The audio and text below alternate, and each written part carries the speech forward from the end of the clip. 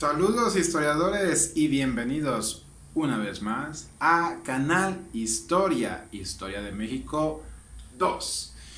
Y en este tutorial observaremos intriga, drama, traición. Efectivamente veremos la Guerra de Reforma y todo lo que conllevó.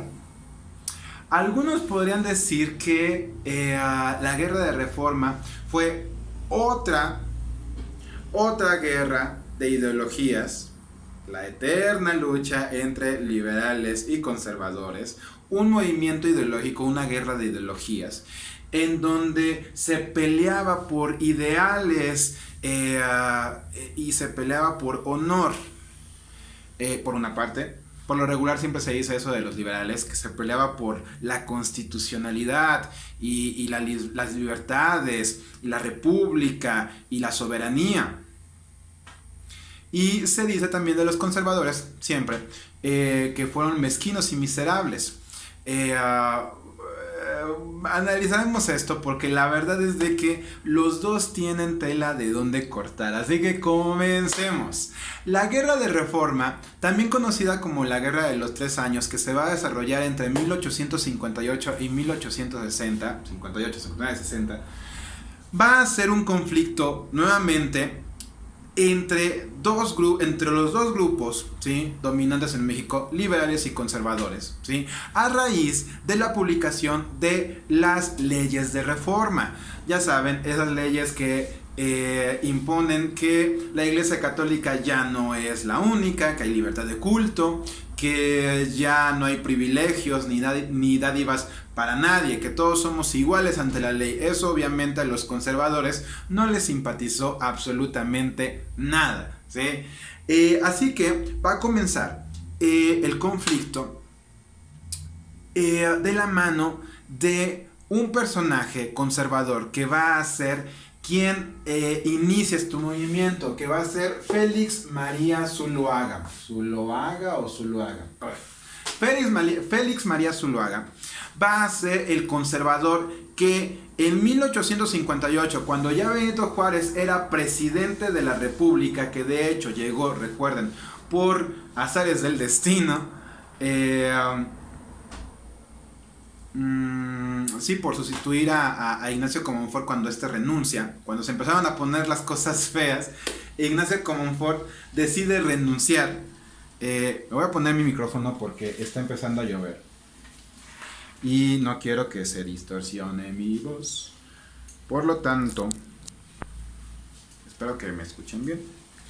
Bien, entonces, este conflicto va a estallar, ¿sí?, por la publicación de las leyes de reforma y obviamente los conservadores que no están, que quieren eliminar nuevamente la segunda República Federal, quieren volver a imponerse los conservadores después de 20 años que realmente fue un rotundo fracaso para México, con pérdidas de territorio, intervenciones extranjeras, y ahora quieren volver nuevamente.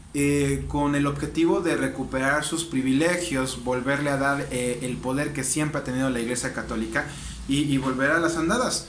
Bueno, así que, ¿cómo va a iniciar este conflicto? Bueno, analicémoslo. Benito Juárez entonces es el presidente de la República, ¿sí?, ¿qué les comento? Del repechaje, ¿sí? Cuando Ignacio Comonfort empezó a ver que ya venían los trancazos, ¿sí?, por las leyes de reforma que él empezó a publicar también, ¿sí?, él renuncia y dijo, no, yo más vale que digan aquí corrió que aquí murió.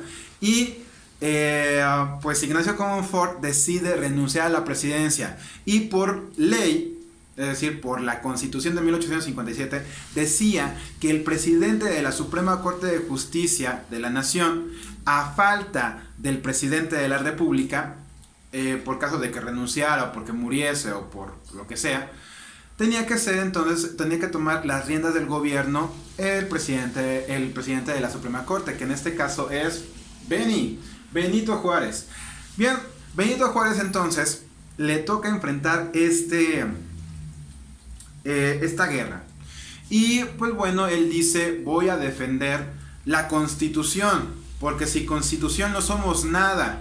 ¿Sí? Y en cierta forma, claro, tiene razón. La Constitución, como lo hemos visto siempre, para un país es sumamente importante porque es el alma del país. Es donde vamos a encontrar cómo funciona un país, cómo se gobierna, los derechos de los ciudadanos, las obligaciones del gobierno y cómo es un país. Lo que siempre les digo, si queremos conocer un país, pues tenemos que leer su constitución y la constitución nos va a decir si ese país es racista o es muy abierto, es liberal o es conservador o es religioso. La constitución nos va a decir todo.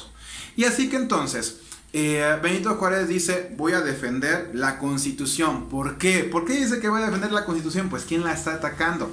Los conservadores. Félix María Zuluaga se levanta en arma junto con todos los conservadores, ¿sí? Y decide desconocer a Benito Juárez y desconocer, obviamente, por supuesto, las leyes de reforma y a la Constitución de 1857. Ahí está el ataque de los conservadores a la Constitución de 1857. Y entonces, por primera vez en la historia, ¿sí? No fue la única, pero por primera vez en la historia de México hay dos gobiernos. ¡Tatán! Como Félix María Zuluaga decide desconocer totalmente el gobierno liberal de Benito Juárez, ¿sí? Él dice, lo desconozco su constitución y yo me autoproclamo, con el apoyo de los conservadores, como presidente legítimo de México. Entonces, en este periodo de 1858 a 1860, México va a tener dos gobiernos, uno liberal y uno conservador, y una pelea, ¿sí? Una guerra civil entre liberales y conservadores, liderados los liberales por Benito Juárez y los conservadores por Félix María Zuluaga. Para no hacerles el cuento muy largo, ¿sí? La verdad es de que ambos gobiernos estaban pobres. Recuerden, México nació en la pobreza y conforme va pasando el tiempo le salen más deudas y más deudas. Así que México, si teniendo un solo gobierno no puede administrarse bien, imagínense teniendo dos gobiernos. Así que los dos gobiernos están bastante pobres. Al principio, con los recursos de los conservadores, el gobierno de Félix María Zuluaga y la guerra, podríamos decirlo que la iba ganando los conservadores. Sin embargo, pasados 2 años, es decir, ya para 1860, ¿sí?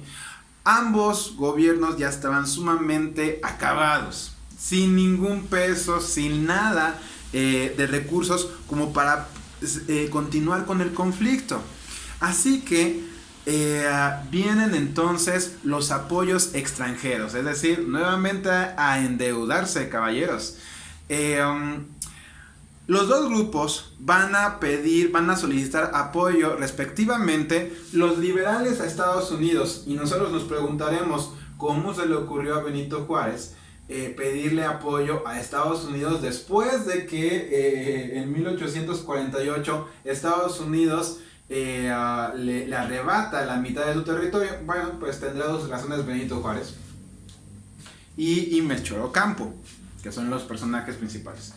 Y por el lado de los conservadores tenemos a Félix María Zuluaga y Miguel Miramón, que tuvieron problemas, y así que el nuevo presidente va a ser Miguel Miramón después de Félix María Zuluaga a partir de 1860.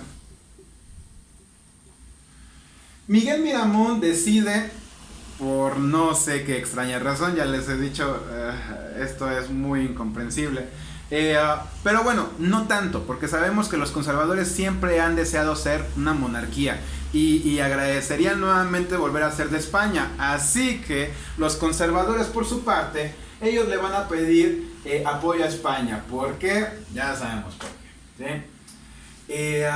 Ahora, para recibir este apoyo por parte de estos dos caballeros, es decir, por parte de estas dos potencias extranjeras, Estados Unidos para los liberales y España para el lado conservador, se van a firmar ciertos tratados. Es decir, Ninguno de estos dos países le va a prestar a México por ser madre ardiente o por ser caritativos o por ser amigos. Claro que no. Ninguno de los dos va a dar un paso sin guarache. Es decir, ninguno de los dos va a ayudar a ningún lado sin recibir algo a cambio. Analicemos a qué se comprometieron los angelitos, tanto liberales como conservadores. Los liberales, a cambio del apoyo que podían recibir por parte de Estados Unidos, firman un tratado que va a ser conocido como el Tratado de McLean-Ocampo.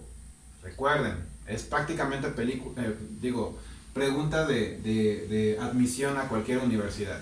McLean-Ocampo. Por parte de Estados Unidos, McLean, y por parte de México, Melchor Ocampo.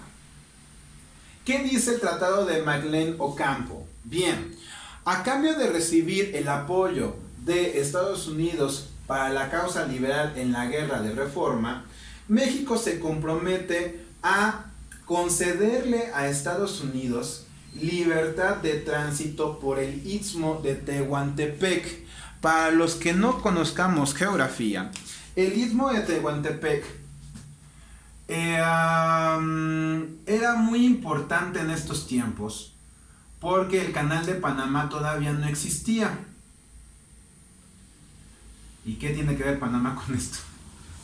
Bueno, pues si ustedes saben o si ustedes conocen, el continente americano se encuentra fracturado, es decir, partido en Panamá. ¿Por qué? Porque Panamá es la parte más angosta, más estrecha del continente. Y entonces los barcos, ¿sí? ya vivimos en una era globalizada, ¿sí? A partir de 1900, pues imagínense. Pues los barcos que iban, por ejemplo, de Europa a América, pues sí, todo bien, llegaban al continente americano, desembarcaban, pero ¿qué pasaba con los barcos que venían, por ejemplo, de Europa y que querían ir hacia el continente asiático? Rodear África era muy complicado, así que a algún ilustrado, algún gran pensador se le ocurrió, bueno, ¿y por qué no partimos Canadá? Sí, por muy angosto que sea, pero se requirió muchísimo trabajo.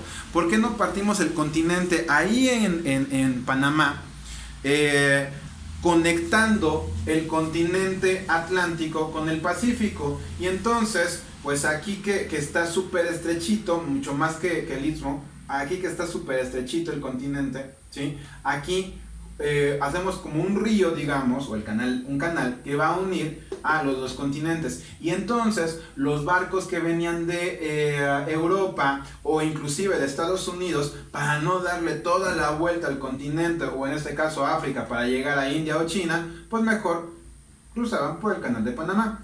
Esto fue hasta 1910. Para estos años que estamos hablando de 1860, todavía no se les había ocurrido la idea del canal de Panamá. Y un territorio muy codiciado para Estados Unidos era el Istmo de Tehuantepec. Esto que estoy señalando, que corresponde, que es, obviamente aquí está el continente, el océano, Atlántico, y aquí está el Pacífico. Ahora, si observamos un mapa de México, con esto que dibujé tal vez se pueden dar una idea, esta parte que une, o que aquí está Veracruz y aquí está Oaxaca, ¿sí? Es una parte muy estrecha. Y es muy corta para conectar el puerto de Veracruz con el puerto de Acapulco. Y esto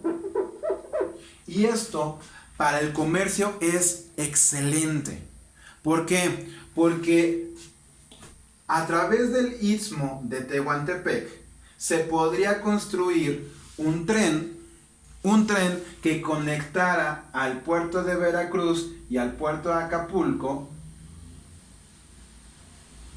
sin necesidad de hacer un viaje transatlántico en barco. Explico. Supongamos que entonces Estados Unidos, de la costa oeste, es decir, de Washington, de Nueva York, ¿sí?, que está por aquí, ¿sí?, en lugar de irse a dar toda la vuelta al continente como Magallanes o como Pizarro hasta Argentina y después ya irse para China, ¿sí?, se le ocurrió, ok, a ver, por Tehuantepec, por el istmo de Tehuantepec, esta parte estrecha, que una Veracruz y Acapulco, ¿sí?, pasando por Oaxaca, aquí está muy estrechito. Lo que podemos hacer es un barco que salga de Nueva York, ¿sí?, y que llegue al puerto de Veracruz. ¿Sí? Llega a Veracruz, ahí desembarcamos y luego, compañeros americanos, compañeros gringos, aquí después construimos unas líneas de ferrocarril, construimos un tren. Y entonces el producto que traía este barco se desembarca en Veracruz, se monta en el tren del istmo de Tehuantepec y después llega al puerto de Acapulco para que otro barco cargue y lleve los productos a donde necesite, a China, a Japón, a donde sea, a la India inclusive. El istmo de Tehuantepec entonces era muy codiciado para los estadounidenses. Así que entonces Estados Unidos le ofrece a México, a través de McLean, le ofrece apoyo, ¿sí?, financiar la guerra de reforma para que acabe con los conservadores, a cambio de libertad de tránsito a través del istmo del Tehuantepec y también por el norte. Sabemos que ya los americanos ya se habían agenciado gran parte del territorio mexicano y entonces pues recordemos que esto ya es México, antes era más, pero ya no. Ahora, ¿en qué consistía esto? Pues también libertad de tránsito entre, por ejemplo, la ciudad de Austin, Texas, pasando por una parte de Sonora, para que no desviar tanto las líneas del tren y que fueran más rectas, que les dieran oportunidad de conectar su tren y que ese tren tenía que pasar, bueno, para que no les saliera más caro y no dar tanta vuelta, iba a pasar por territorio mexicano. Entonces también esa libertad de tránsito en el norte. Bueno, ¿sí?, pues Benito Juárez aceptó. Ahora, hay muchos escritores como Mario, déjenme les consulto, Francisco Martín Moreno, es uno de los historiadores que ha investigado, y así como él, otros historiadores, que han investigado este tratado de Magleno Ocampo, y algunos historiadores como Francisco Moreno afirman que en el tratado oficial de Magleno Ocampo, ¿sí?, los estadounidenses simplemente pedían la libertad de tránsito a cambio del apoyo que se le iba a dar. Sin embargo, se dicen las malas lenguas, ¿sí?, que había un tratado secreto en el que inclusive se comenta o se dice que Estados Unidos no solamente quería eso, sino que realmente quería los territorios también de Sonora, y que Benito Juárez aceptó. Esto obviamente es parte de la historia oscura, ¿sí?, que pues historiadores como de esa calaña o de esa estatura afirman que sucedió. Sin embargo, no tenemos, o bueno, por lo menos, o tal vez no se ha querido divulgar realmente como tal. Pero de que es un rumor, es un rumor. Y que puede ser posible, sí puede ser posible. Al final se dice entonces que Benito Juárez acepta también ceder el territorio de Sonora a cambio de el apoyo de Estados Unidos. Haya sido, como diría Felipillo, haya sido como haya sido,